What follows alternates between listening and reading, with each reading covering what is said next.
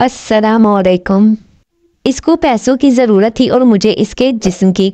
मेरे अंदर का शैतान पूरी तरह जाग चुका था। जब मैं कमरे में इसके पीछे दाखिल हुआ, वो बुर्का पहन रही थी। मुझे इसका मुजरा देखते हुए मुसलसल 10वां दिन था। क्या गज़ब की नई चीज़ हीरा मंडी में आई थी। इसका नाम बुलबुल था। जब वो नाचती और थरकती तो जैसे सब तमाशबीन महव हो जाते। रोज़ाना इसको नाचता देखकर मेरी शैतानी हफ्स मज़ीद बढ़ती जाती और मैंने फैसला कर लिया कि इससे ज़रूर मिलूंगा। मैं हर कीमत पर इसे हासिल करना चाहता था। इस दिन मुजरे के दौरान वो बुझी बुझी सी दिखाई दे रही थी। इसके नाच में वो रवानी भी नहीं थी, लेकिन मुझे इससे मिलना था, बात करनी थी और मामला तय करने थे। मुजरे के इख्तिताम पे जब सब तमाशबीन चले गए तो मैं भी उठा। वो कोठे की बालकनी में अपनी नायिका के साथ किसी बात पर उलझ रही थी। दरवाजे के थोड़ा सा करीब हुआ तो मैंने सुना कि वो इससे रो रो कर कुछ मजीद रकम का मुतालबा कर रही थी, मगर नायिका इसको धुतकार रही थी और आखिर में गुस्से में वो बुलबुल को अगले दिन वक्त पर आने का कहकर वहां से बुड़बुड़ाती हुई निकल गई। बुलबुल को पैसों की अशद ज़रूरत थी। ये जानकर मेरे अंदर खुशी की एक लहर दौड़ गई। चेहरे पर शैतानी मुस्कुराहट फैल गई कि वो ज़रूरत पूरी करके मैं इसके साथ जो चाहे कर सकता हूँ। मैं इसकी जानिब बढ़ा। इसका चेहरा दूसरी तरफ था और वो बुर्का पहन रही थी। पास जाकर जब मैंने इसे पुकारा तो वो मेरी तरफ मुड़ी। इसका चेहरा आंसुओं से तर और बर्फ की मानद ऐसी सफ़ेद था जैसे किसी ने इसका सारा खून निकाल लिया हो। इसकी ये हालत देखकर मैं चकरा सा गया और इससे पूछा कि क्या हुआ है, वो ऐसे क्यों रो रही है। मेरी तरफ देखते हुए चंद लम्हे बाद खामोशी के वो बोली और मेरे दोबारा पूछने पर घुटी घुटी आवाज़ में बोली, माँ मर गई। क्या? जब मुझे इसकी समझ नहीं आई तो वो बेख्तियार होते हुए दोबारा बोली कि आज मेरी माँ मर गई। इस जवाब से जैसे मेरे मुंह को ताला लग गया। मेरी शैतानी हवस जिसको पूरा करने के लिए मैं इसकी जानिब आया था, मुझसे मीलों दूर चली गई।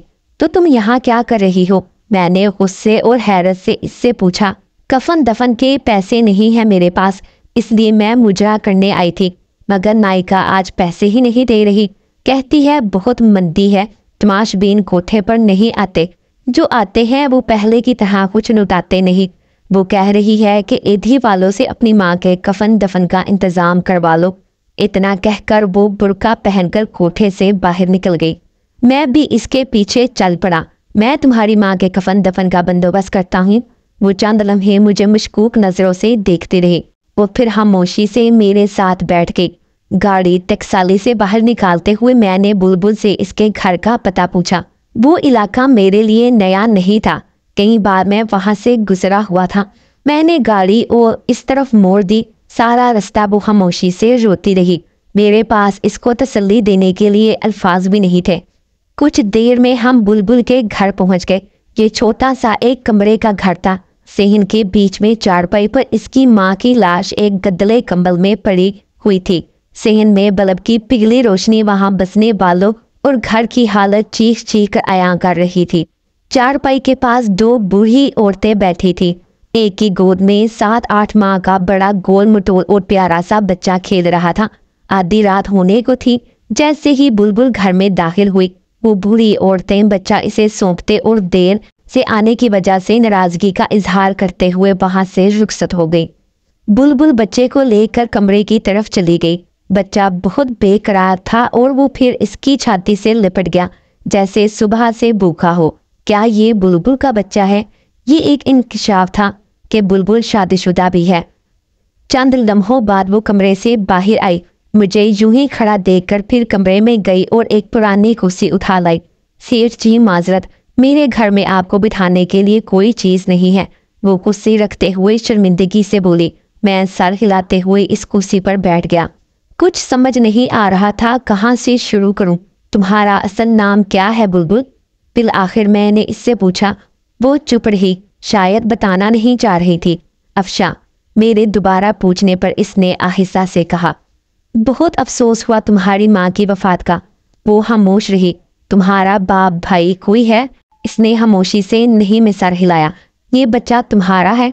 इसने फिर खामोशी से हाँ में सर हिलाया। तुम्हारा शोहर कहाँ है? चंद लम्हों बाद वो बोली, छोड़ गया। तुम हीरा मंडी कैसे गई? तुम मुझे नाचने गाने वाली तो नहीं लगती।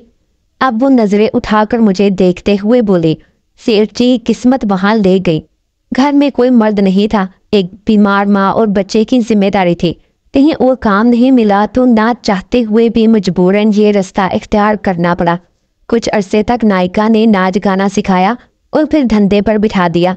वो मुझे मुजरा करने के रोजाना 200 रुपये देती है और साथ में तमाशबीनों का बचा खुचा खाना, जो मैं घर लाकर अपनी माँ को खिलाती हूँ और खुद भी खाती हूँ। बुरके में आती जाती हूँ, जिससे मोहल्ले में किसी को पता नहीं चलता और एक भरम कायम है। सेठ जी ऐसी कितनी ही बेसहारा गुमनाम लड़कियां माशी हालत के हाथों मजबूर होकर इन कोठों पर नाचने पर मजबूर हैं। आप लोगों को क्या पता वो कितनी मजबूर होकर ये कदम उठाती है। कोई लड़की अपनी खुशी से यूं सबके सामने अपना जिस्म, अपनी इज्जत नीलाम नहीं करती। जो लड़कियां एक बार इस दलदल में गिर पड़ती हैं, फिर वो दस्ती ही चली जाती हैं और फिर इसमें हमेशा के लिए डूब जाती हैं।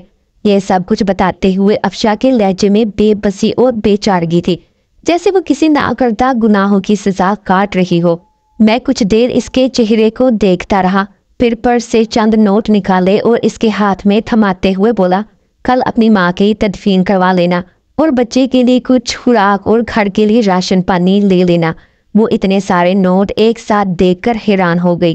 क्या हुआ? मैंने इसको यूं चुप देखते हुए पूछा। सेठ जी मुझे इन रुपयों के बदले क्या करना होगा? वो डरते डरते पूछ रही थी।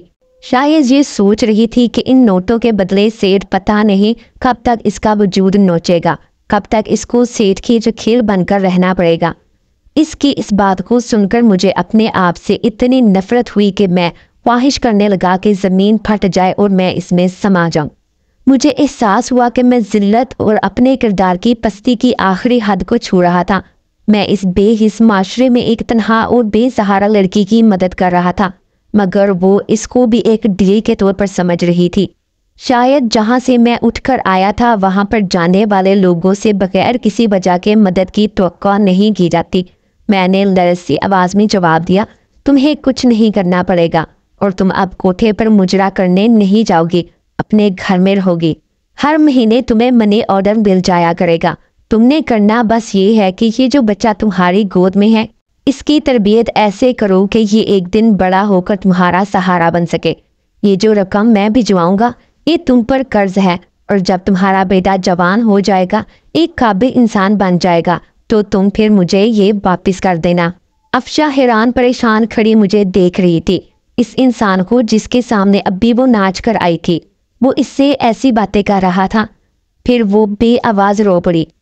मुझसे वहां रुका नहीं गया। मैंने अफशा के घर का पता लिया और इसको अपना किया वादा याद दिलाकर वहां से रुखसत हो गया। सारे रास्ते मैं यही सोचता रहा, मुझे तुमसे कुछ नहीं चाहिए, मुझे तुमसे कुछ नहीं चाहिए।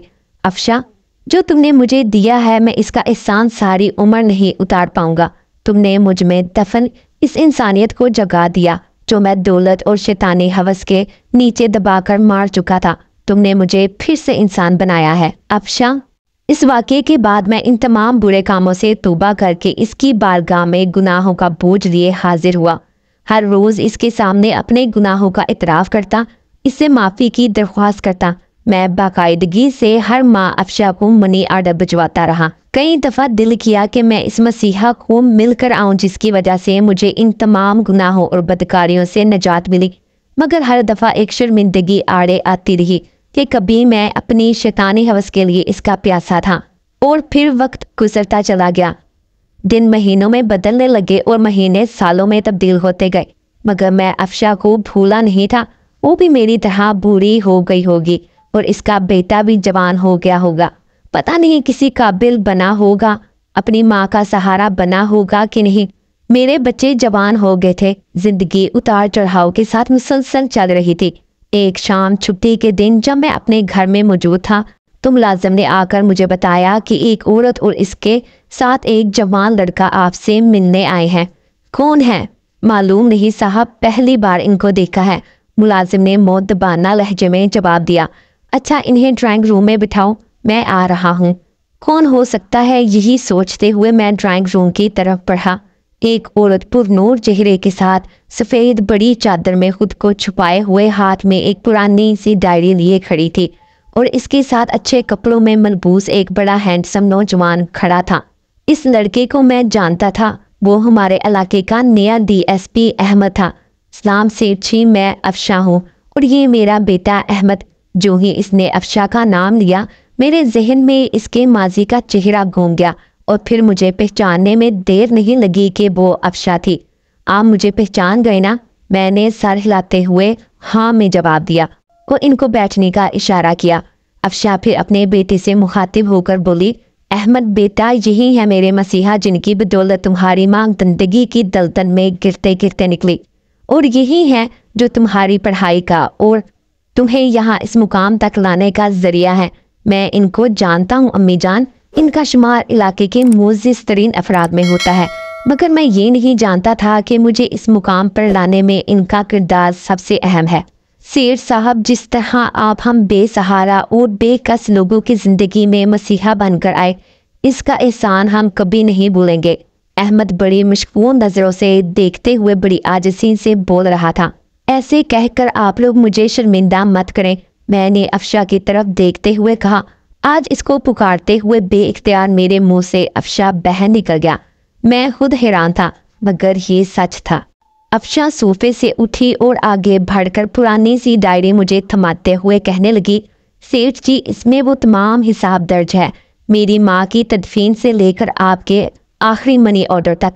मैंने एक एक पाई का हिसाब रखा, आपके दिए पैसों का इमानत के तौर पर इस्तेमाल किया, अपने बेटे को एक काबिल इंसान बनाया। आपने मुझे 22 साल पहले कहा था कि ये कर्ज है और ये तब वापस करना जब तुम्हारा बेटा एक काबिल इंसान बन जाए। कुछ लम्हे खामोश रहने के बाद अफशा फिर से बोली, सेठ जी, आज वो वक्त आ गया है।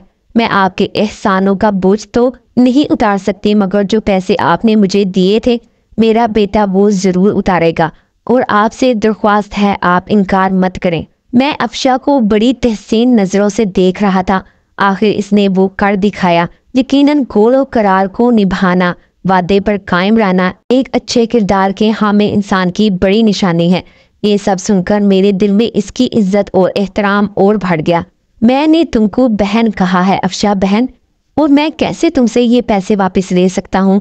मुझे यूं शर्मिंदा मत करो। मेरे रुके रुके अल्फाज में पैसे ना लेने की माजरत छुपी थी, मगर वो बज़िद थी। मुझे इसके सामने हार मानना पड़ी और वो तमाम पैसे जो मैं इसको मनी ऑर्डर की सूरत में भेजता था वापस लेने की हामी भरनी पड़ी। फिर वो दोनों मुझे अपने नए घर का पता देकर और आने की ताकीद करके वहाँ से चले गए। इरम, मैंने तुम्हें किसी से मिलवाना है, मेरे साथ चलोगी? शाम को मैंने अपनी बेगम से कहा। क्यों नहीं चलूंगी, मगर कौन है और किस सिलसिले में मिलना है? बेगम ने सवालों की बौछार कर दी। मैंने रूबी बेटी के लिए एक लड़का पसंद किया है, तुम मिल लो। अगर तुमको पसंद आ जाए तो फिर इसके बाद रूबी से बात कर लेना। मैंने मुख्तसर लफ्ज़ों में इसे वजह बताई। अगले दिन मैं और मेरी बेगम इरम नाज अफशा के घर में थे। इरम को भी अहमद बहुत पसंद आया। हमने फिर अफशा से अहमद और रूबी के रिश्ते की बात की। अफशा को भला इससे क्या इतराज़ हो सकता था? वो फूले नहीं समा रही थी और यूं मेरी बेटी का रिश्ता अफशा के बेटे अहमद से तय हो गया। वो ताल्लुक जो एक तवाइफ और तमाशबीन जैसे गंदे रिश्ते से शुरू हुआ था, इसका इख्तिताम एक निहायत महज़ब रिश्ते की शक्ल में हुआ। ये सच है कि हर इंसान को कुदरत सुधरने का मौका ज़रूर देती है। कभी गंदगी के ढेर से इसको ऐसा सबक सिखा देती है, कभी दो भटके लोगों को मिलाकर सीधे राह पर ले आती है और इंसान सारी ज़िंदगी इसी के मुताबिक गुजारने को फ़ख्र महसूस करता है। कभी वो तवाइफ और मैं तमाशबीन था, मगर आज वो मेरी मुँह बोली बहन और इसका बेटा मेरी बेटी का शोहर है और मुझे इन दोनों रिश्तों पर फ़ख्र है। अगर कहानी अच्छी लगी हो तो वीडियो को लाइक करो। मज़ीद इस तरह वीडियो देखने के लिए हमारे चैनल को सब्सक्राइब करें। मिलते हैं अगली वीडियो में। अल्लाह हाफिज़।